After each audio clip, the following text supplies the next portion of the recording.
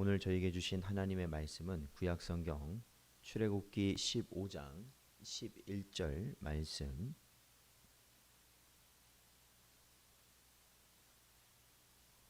저희 다 찾으셨으면 이제 함께 봉독하겠습니다. 여호와여, 신중에 주와 같은 자가 누구니이까? 주와 같이 거룩함으로 영광스러우며 찬송할 만한 위엄이 있으며 기이한 일을 행하는 자가 누구니이까? 아멘.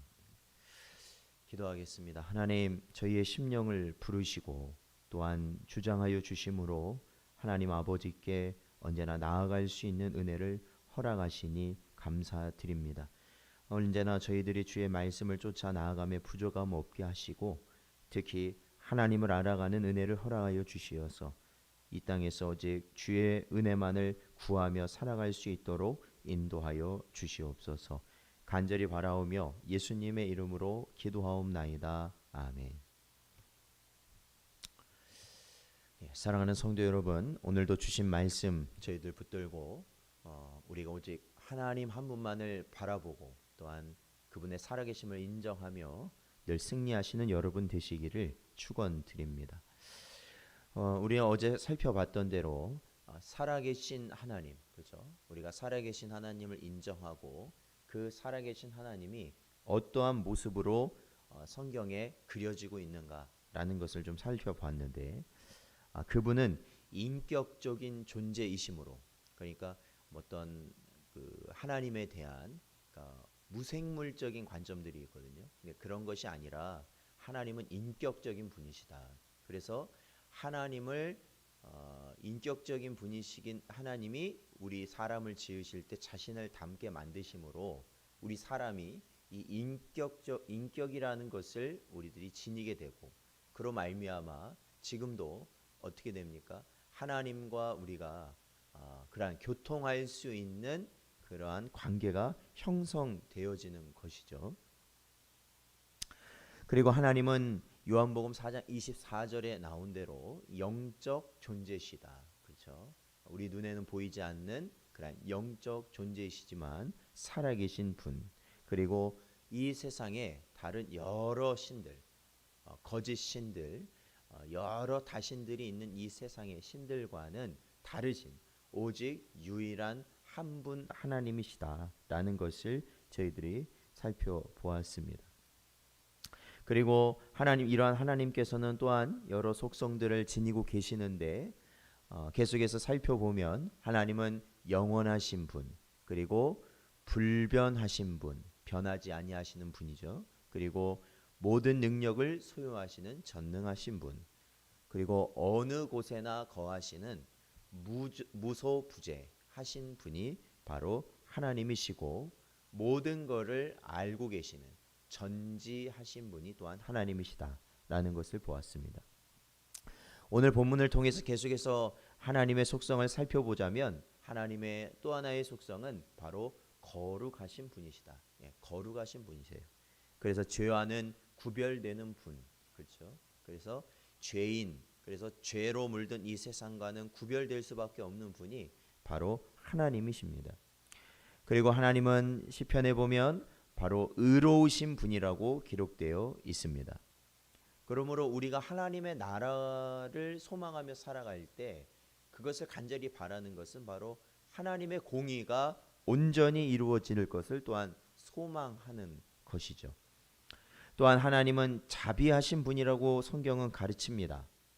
하나님이 자비하시다라는 것은 바로 하나님께서 불쌍히 여겨주신다라는 것이죠.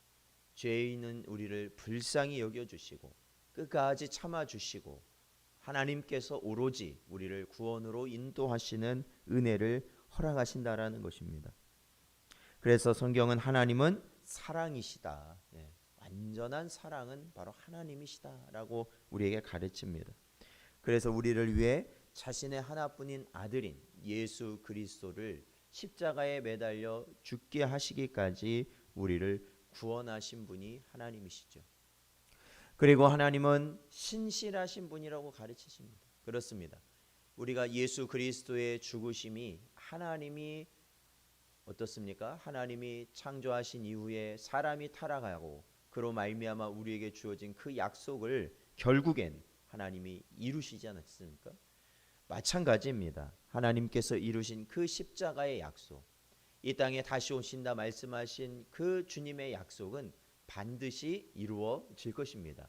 왜냐하면 하나님은 신실하신 분이시기 때문에 그렇습니다. 사랑하는 성도 여러분, 하나님께서는 이러한 자신의 속성을 이 성경 말씀을 통해서 우리에게 전달하십니다. 물론 이것을 보면은 하나님에 대한 지식을 우리 믿는 자들이 쌓아가라. 그리고 그 지식으로 말미암아 정말로 하나님을 의지하고 하나님 한 분만을 바라보고 붙들고 살아가라라는 의미가 됩니다. 그러나 또 한 가지 우리가 잊지 말아야 할 것은 이러한 하나님의 모습, 그러한 하나님의 속성이 사실은 예수 그리스도 안에서 어떻게 됩니까? 옛사람이 죽고 새 사람이 된 우리 성도들이 또한 가져야 되는, 나타내야 되는 속성이다라는 겁니다. 그래서 말씀을 통해서 우리에게 전달하시고 가르치시는 것은 결국 우리가 새 사람으로서 이러한 속성들 가운데 살아가라는 것이죠. 하나님이 빛이시기에 우리가 빛의 자녀로 살아가야 된다라는 것입니다. 하나님은 거룩하시기 때문에 우리 또한 거룩하라라는 것을 요구하신다라는 것입니다. 그러므로 늘 우리는 새 사람으로서, 하나님의 백성으로서, 거듭난 자로서 거룩과 의로움과 자비와 사랑과 그러한 신실의 삶을 살기 위하여 우리는 힘써야 한다라는 것입니다. 우리의 삶의 목표는 어디에 있습니까? 이 세상의 것, 그렇죠. 이 세상의 것을 축적하고 이 세상의 것을 내가 누리고 만끽하는 것이 우리의 목표가 되어서는 안 됩니다. 단순히 우리 주위의 사람들이 무언가를 향해 열심히 쫓아가는 그것이 나의 암묵적 목표가 되어서도 안 됩니다. 우리가 가는 길, 방향은 분명한 것이죠. 그것은 바로 하나님의 속성을 닮아가는 것입니다. 왜냐하면 우리는 그 전에 예수 그리스도를 깨닫기 전에, 또한 믿기 전에, 거듭나기 전에 하나님에 대한 속성을 우리는 도저히 따라갈 수 없는 존재였지만 이제는 새 사람이 되어서 우리 안에 거하시는 성령으로 말미암아 하나님의 거룩, 또한 하나님의 의로움과 자비, 그리고 사랑과 신실함이 내가 아니라 내 안에 계신, 내 안에 거하시는 성령으로 말미암아 드러나게 되는 것이죠. 그것이 바로 우리에게 말씀해 주신 성령의 9가지 열매입니다. 우리는 바로 이것이 우리의 삶의 목표가 되는 것이죠. 바로 저와 여러분이 오늘 하루도 살아갈 때에 이 삶의 목표, 우리에게 주어진 이 삶의 목표를 통하여서 또한 하나님이 영화롭게 되고 우리를 통하여 영광 받으시는 그러한 삶을 살아가시는 여러분 되시기를 주의 이름으로 축원드립니다.